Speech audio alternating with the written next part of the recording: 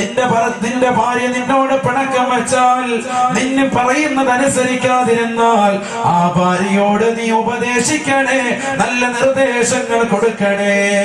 ആ ഉപദേശവും നിർദ്ദേശവും കൊണ്ട് നിന്റെ ഭാര്യ ഗുണപ്പെട്ടില്ലെങ്കിൽ, നീ പറയുന്ന നിലയ്ക്ക് വന്നിട്ടില്ലെങ്കിൽ, ഇസ്ലാമിക ആദർശം പുൽകാൻ അവൾ തയ്യാറായിട്ടില്ലെങ്കിൽ,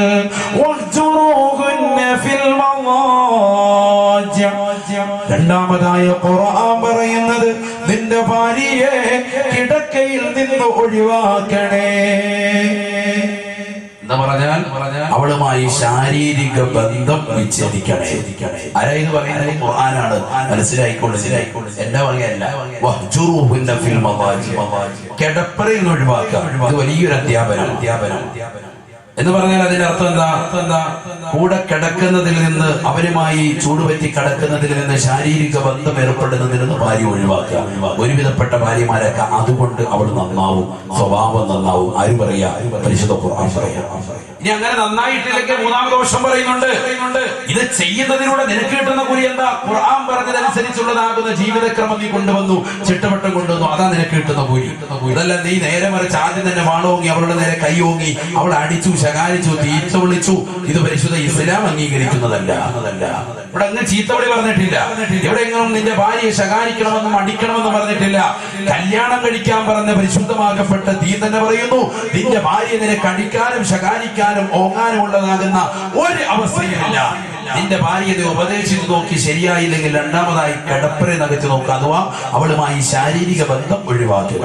ഒരിക്കലും തന്നെ റൂമിന്റെ വെളിയിലിട്ടിട്ട് കഥ അടയ്ക്കരുത്. അങ്ങനെ അടച്ചാൽ പിന്നെ ഒരു ഫോൺ കേൾക്കുമ്പോ അവള് വല്ല മീൻകാരന്റെ കൂടെ ഒളിച്ചോടിയിട്ടുണ്ടാവും. അതുകൊണ്ട് എന്ത് ചെയ്യരുത്? റൂമിന്റെ വെളിയിലിട്ടിട്ട് കഥ അടയ്ക്കരുത്. ഇപ്പൊ അങ്ങനെയാണെന്ന് ഇപ്പോഴത്തെ ന്യൂ മോഡൽ പരിപാടി എന്താ? സ്വന്തം ഭാര്യ അല്പം ഒരു പിണക്കം വെച്ച് കഴിഞ്ഞാൽ പിന്നെ അവളെ നേരെ കിതാബൊക്കെ എടുത്തിട്ട് ഇറങ്ങിക്കോളാൻ പറയാം. എന്നിട്ട് നേരെ അവളെ കൊണ്ടുവന്ന് അവളുടെ വീട്ടിലോട്ട് കൊണ്ടേയാക്കുക. ചെറിയ വിഷയമായിരിക്കും, പക്ഷെ വലിയ പർവ്വതീകരിച്ചവൻ കാണിക്കുക, വലിയ ആളാകുക. എന്ത് വലിയ ആള്? എന്നിട്ട് ഭാര്യ അവിടെ കൊണ്ട് നിന്നിട്ട് അവളുടെ വാപ്പയോട് പറയും, അവള് ശരിയല്ല കേട്ടോ, അവളെ ഒന്ന് റെഡിയാക്കിയിട്ട് വേണമെന്ന് പറഞ്ഞേക്കും, കുറച്ച് ഉപദേശിക്കണം. ഇവൻ അറിയത്തില്ല, എന്നെ ഉപദേശിക്കാൻ അറിയത്തില്ല, വായെടുത്താൽ ചീത്തയാണ്. അതുകൊണ്ട് ഇവൻ പറയാം കുറച്ച് ഉപദേശിച്ചു വെക്കണം വാപ്പയോട്. എന്നിട്ട് ഇവൻ പതുക്കെ പോരുക. ചെറിയ വിഷയമായിരിക്കും, നിസാര വിഷയമായിരിക്കും. ആ നിസാര വിഷയം പർവ്വതീകരിക്കുകയാണ്, വലിയ വിഷയമാക്കി. ഒരിക്കലും ഭാര്യയെ കൊണ്ട് അങ്ങനെ പോയി വിടാൻ പരിശുദ്ധ ഇസ്ലാം ഇതുവരെ നമ്മളോട് പറഞ്ഞിട്ടില്ല. അങ്ങനെ കൊണ്ടുപോയി വിടാൻ പറഞ്ഞിട്ടില്ല. അതൊക്കെ ത്വലാഖിലേക്ക് വഴിവെക്കും, അതൊക്കെ വിവാഹമോചനത്തിലേക്ക് വഴിവെക്കും. പരിശുദ്ധമാക്കപ്പെട്ട ഇസ്ലാം ഒരു പെണ്ണുമായിട്ടുള്ള ബന്ധം അത് എന്നെന്നും നിലനിൽക്കണം. ഈ ദുനിയാവിൽ മാത്രമല്ല ആഖിറത്തിൽ നിലനിൽക്കണമെന്ന് വാശി പിടിക്കുന്ന മതമാണ്. ദുനിയാവിൽ മാത്രമല്ല, ഇവിടെ സ്ത്രീകൾ കൂടുതലായിട്ട് ത്വലാഖ് ചെല്ലപ്പെടുന്നു, സ്ത്രീകൾ വിവാഹമോചനം ചെയ്യപ്പെടുന്നു എന്ന് ചാനലുകളോട് ഗർജിക്കുന്നതാകുന്ന ജഡ്ജിമാരോട്, അത് ഏത് സമുദായത്തിൽപ്പെട്ടവരാകട്ടെ, അവരോട് എനിക്ക് പറയാനുള്ളത്, പരിശുദ്ധമാക്കപ്പെട്ട ദീൻ പഠിക്കാത്തവരാണ് ആ വിവാഹം കഴിച്ചവരൊക്കെ. ദീൻ പഠിക്കാത്തവര് ഉലമാക്കളാണോ കുറ്റക്കാർ? ആലിമീങ്ങളാണോ കുറ്റക്കാർ? പണ്ഡിതന്മാരാണോ കുറ്റക്കാർ? ഇവിടുത്തെ ദക്ഷിണ കേരള ജമിയത്തുലമയുടെ ഉലമാക്കളാണോ കുറ്റക്കാർ? പറയും നിങ്ങൾ മനസ്സിലാക്കി. ആരവിടെ കുറ്റക്കാര്? കല്യാണം കഴിക്കാൻ പോകുന്ന ഭർത്താക്കന്മാരും ചെറുക്കന്മാരും ചെക്കന്മാരും ചുള്ളന്മാരും അതുപോലെ തന്നെ സ്ത്രീകളുമൊക്കെ പരിശുദ്ധമാക്കപ്പെട്ട ദീനിന്റെ ആദർശങ്ങളും ആശയങ്ങളും പഠിക്കാതെ വൈകാരികമാകുന്ന ചിന്ത ഉണർത്തുന്ന രീതിയിൽ ഒരു വിവാഹ ജീവിതത്തിലേക്ക് കാലെടുത്തു വെച്ചത് കൊണ്ടല്ലേ ഈ വിവാഹമോചനത്തിലേക്ക് എത്തിപ്പെടുന്നത്. ആരാണ് ഇവിടെ കുറ്റക്കാർ? ഈ പഠിക്കാതെ ഏതെങ്കിലും ചില ചെറുപ്പക്കാര് പൈശാചികമാകുന്ന രീതിയിൽ പാശ്ചാത്യ രാജ്യങ്ങളിൽ നടക്കുന്ന വൈകൃതങ്ങൾ, വൈകൃതങ്ങൾ അവർ CD എടുത്തിട്ട് ബ്ലൂ ഫിലിമുകൾ കണ്ടിട്ട് ഇതൊക്കെയാണ് സ്ത്രീകളുമായിട്ടുള്ള ബന്ധമെന്ന് മനസ്സിലാക്കിയിട്ട് അത്തരത്തിലുള്ള വൈകൃതമാകുന്ന രീതിയിലുള്ള രതിക്രമകൾ വീട്ടിൽ അരമനയിൽ അടങ്ങേറുമ്പോ, തന്റെ പ്രിയപ്പെട്ട ഭാര്യ ഒളിച്ചോടുമ്പോ, അല്ലെങ്കിൽ ആ ഭാര്യ അവരുമായിട്ട് പിണങ്ങിക്കഴിയുമ്പോ, അവരുമായിട്ട് ജീവിക്കാൻ എനിക്ക് ബുദ്ധിമുട്ടാണെന്ന് പറയുമ്പോ ആരാണ് ഇവിടെ കുറ്റക്കാർ?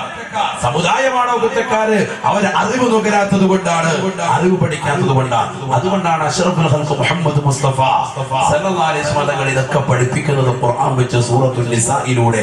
സ്ത്രീ എന്ന ഒരു പ്രഥമമാകുന്ന അധ്യായത്തിലൂടെ അല്ലാഹു പറയുന്നു, നിന്റെ പ്രിയപ്പെട്ട ഭാര്യയോട് പിണക്കം വെച്ച് കഴിഞ്ഞാൽ അവൾക്ക് ഉപദേശം കൊടുത്ത്, രണ്ടാമതായി അതുകൊണ്ട് റെഡിയായില്ലെങ്കിൽ ഓക്കെ, റെഡിയായില്ല, അവൾ നന്നാവുന്നില്ലെങ്കിൽ രണ്ടാമതായി പരിശുദ്ധ ഇസ്ലാം പറയുന്നു, നിന്റെ ഭാര്യയെ കിടക്കയിൽ ഒഴിവാക്കണം, ശാരീരിക ബന്ധം ഒഴിവാക്കണം.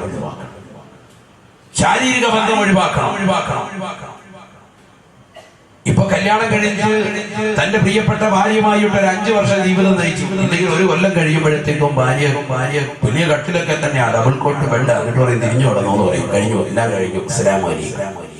ഇപ്പൊ പിന്നെ തെക്കോട്ടും ഇതോട് വടക്കോട്ടും 5 വർഷം കഴിയുമ്പോ ഭാര്യയെ തൊട്ടടുത്ത് കെട്ടിലിട്ട് കൊടുക്കുക. അവിടെ കിടന്നോ, 1 പെറ്റി 2 പെറ്റി 3 പെറ്റിന് അപ്പുറത്ത് 4ാമത്തെ പെണ്ണിന് പ്രസവം കൂടി കഴിഞ്ഞപ്പോഴത്തേക്കും പ്രസവം കൂടി കഴിഞ്ഞപ്പോ ഇവിടെ തൊട്ടപ്പുറത്ത് റൂമിലോട്ട് മാറ്റപ്പെട്ടു. ഇപ്പം പിന്നെ വേറൊരു സ്ഥലം. കാരണം ഇവരെന്താ ഈ കുട്ടികളിൽ വെച്ചെന്ന് ഇവന് കേൾക്കാൻ പറ്റത്തില്ല, ഭയങ്കര ആരോഗ്യ. ഇവര് സുഖമായിട്ട് ഉറങ്ങണം, നല്ല പോത്തും ബീഫും ഒക്കെ അടിച്ച്, ചിക്കൻ 65 ഒക്കെ അടിച്ച്, പുട്ടുകടയിൽ പോയി 3 പുട്ടും 4 ബീഫ് റോസ്റ്റും ഒക്കെ അടിച്ചിട്ട് ഹൈവാൻ വന്ന് പോത്ത് പോലെ കിടന്ന് ഉറങ്ങാം. ഏയ് ആരും കപ്പയെന്ന് നല്ലൊരു ബിരിയാണിയൊക്കെ വാങ്ങിച്ചു വന്നിട്ട് നല്ല റാഹത്തായി രീതി ഇത് കഴിച്ചുകൊണ്ട് കിടന്ന് ഉറങ്ങാം. ഇവനിതാ പരിപാടി, സുഖമായിട്ട് ഉറങ്ങണം. അതുകൊണ്ട് ഭാര്യയായിട്ടുള്ള സമ്പർക്കമൊന്നും പറ്റത്തില്ല, അവളുമായി കൂടെ കിടക്കാൻ പോലും ഇവര് സമയമില്ല. കുട്ടികളുടെ കരച്ചിലുകൾക്ക് അതുകൊണ്ട് ഈ അപ്പുറത്ത് മുങ്ങിപ്പിക്കിടന്നു. ഇത് പരിശുദ്ധ ഇസ്ലാം പറഞ്ഞിട്ടുള്ള കാര്യമാണോ? ഞാനതാ നേരത്തെ പറഞ്ഞത്, ഭാര്യയുമായിട്ടുള്ള ശാരീരിക ബന്ധം മാത്രമാണ് കുടുംബജീവിതം എന്ന് മനസ്സിലാക്കി ഇവർക്ക് തെറ്റുപറ്റിയിരിക്കുകയാണ്. അവൻ അറിവില്ല, സത്യത്തിൽ അറിവില്ലായ്മയാണ്. ഹബീബായ റസൂലുള്ളാഹി സ്വല്ലല്ലാഹു അലൈഹി വസല്ലമ തങ്ങൾ തന്റെ പ്രിയപ്പെട്ട ഭാര്യയാകുന്ന ആയിഷ സിദ്ദീഖ റളിയല്ലാഹു അൻഹയുടെ മടിത്തട്ടിൽ തലവെച്ച് കിടന്നിട്ടാണ് ലോകത്തിന്റെ നായകൻ ഈ ലോകത്ത് നിന്ന് വിട പറയുന്നത്. ഹബീബായ നബി സ്വല്ലല്ലാഹു അലൈഹി വസല്ലമ തങ്ങൾ ഈ ലോകത്ത് നിന്ന് വിട പറയുമ്പോ കുടുംബ ജീവിതത്തിന്റെ മകുടോദാഹരണം അല്ലാഹുവിന്റെ റസൂലില്ലയോ, ലോകത്തിന്റെ നായകനില്ലയോ? ലോകത്തിന്റെ നായകൻ ഈ ലോകത്ത് നിന്ന് വിട പറയുമ്പോ മദീനത്തെ പള്ളിയുടെ അകത്തലങ്ങളിൽ മെഹ്റാബിൽ തലവെച്ച് കിടക്കാമായിരുന്നു. റൗള എന്ന് വിശേഷിപ്പിക്കുന്ന, ഈ ദുനിയാവിലെ സ്വർഗമെന്ന് വിശേഷിപ്പിക്കുന്ന സുന്ദരമാകുന്ന റൗളയിൽ തലചായ്ച്ചുകൊണ്ട് അല്ലാഹുവിന്റെ റസൂലിനെ വേണമെങ്കിൽ ഈ ലോകത്ത് നിന്ന് വിട പറയാമായിരുന്നു. പക്ഷേ ഹബീബായ നബി തങ്ങൾ എവിടെ വെച്ചാ കിടന്നത്? തന്റെ പ്രിയപ്പെട്ട ഭാര്യയാകുന്ന ആയിഷ സിദ്ദീഖയുടെ മടിത്തട്ടിൽ, അബൂബക്കർ സിദ്ദീഖ് തങ്ങളുടെ പൊന്നുമോളുടെ മടിത്തട്ടിൽ തലവെച്ചിട്ടാണ് ലോകത്തിന്റെ നായകൻ വഫാത്തായത്.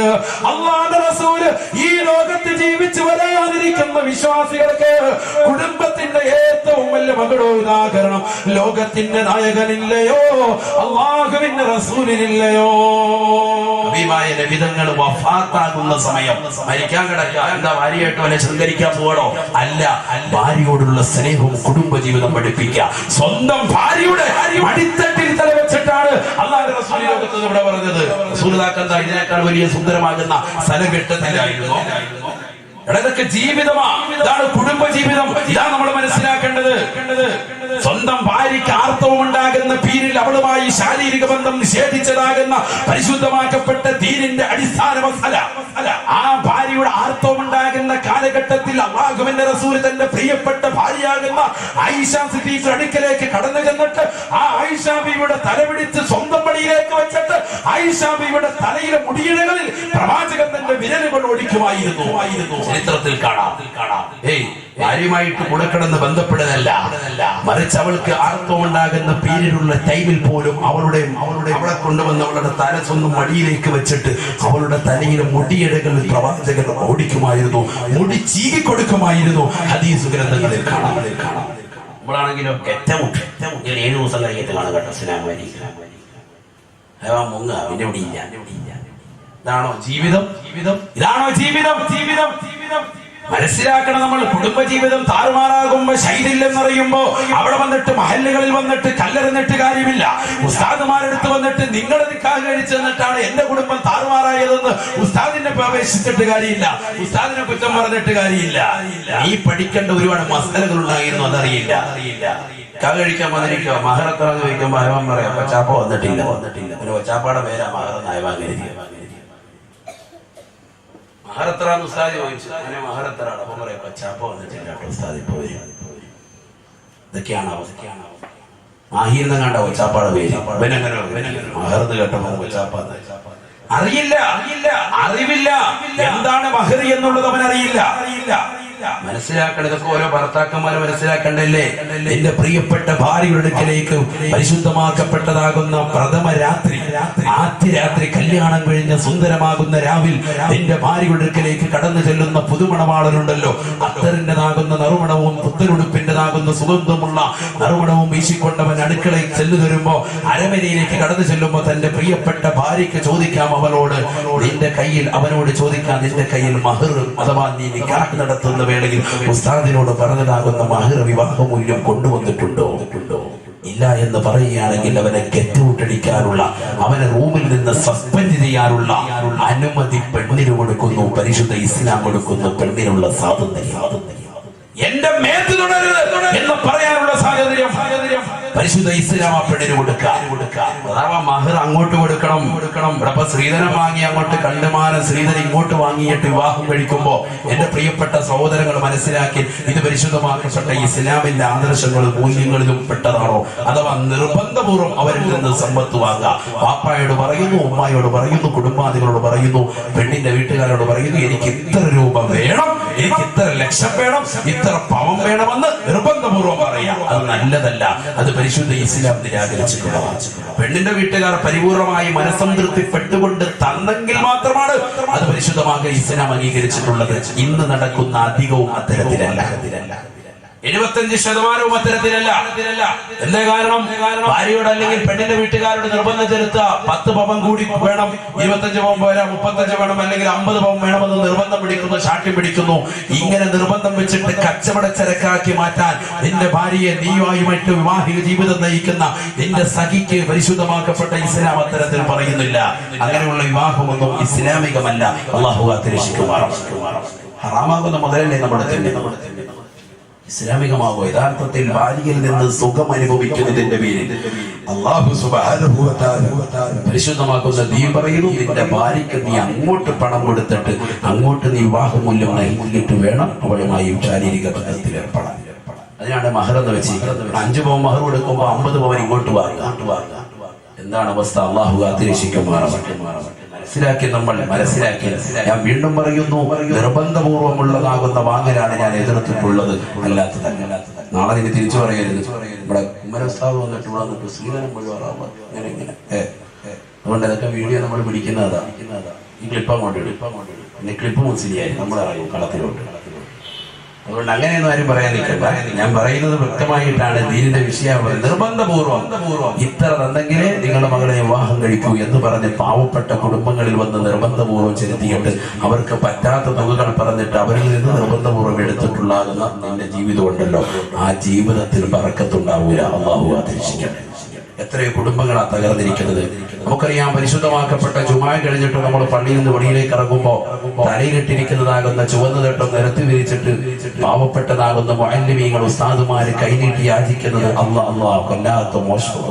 വല്ലാത്ത മോശമായി ഈ സമുദായം എന്നാണ് ഇതിൽ നന്നാവുക. സ്വന്തം മകളെ വിവാഹം കഴിച്ചു സ്ത്രീധനത്തിന്റെ പേരിൽ വളരെ പ്രയാസപ്പെട്ട് ഈ 2000-ഉം 3000 രൂപയ്ക്കൊക്കെ പള്ളിയിൽ സേവനമനുഷ്ഠിക്കുന്ന ഉസ്താദുമാരുടെ അടുക്കൽ വന്നിട്ട് സ്വന്തം മകളെ, നല്ല സൗന്ദര്യബോധമുള്ള ദീനിബോധമുള്ള മകളെ വിവാഹം കഴിക്കാൻ വേണ്ടി കടന്നു വരുന്ന ചെറുപ്പക്കാർ ആവശ്യപ്പെടുന്നത് കോടിക്കണക്കിന് രൂപയാ, ലക്ഷക്കണക്കിന് രൂപമാണ്. അല്ലാഹു കാത്തിരക്ഷിക്കട്ടെ. കൂടുതലായതിലേക്ക് പ്രതിപാദിക്കുന്നില്ല, വിഷയം അത് മാത്രമായി. പിന്നീട് ഒരിക്കൽ നമുക്ക് സംബന്ധിക്കാം. അല്ലാഹു തൗഫീഖ് നൽകട്ടെ. ചുരുക്കത്തിൽ, ഭാര്യ പിണങ്ങിക്കഴിഞ്ഞാൽ രണ്ടാമതായി പരിശുദ്ധ ഇസ്ലാം പറയുന്നത് ആ ഭാര്യയോട് കിടക്കയിൽ നിന്ന് അകറ്റുക.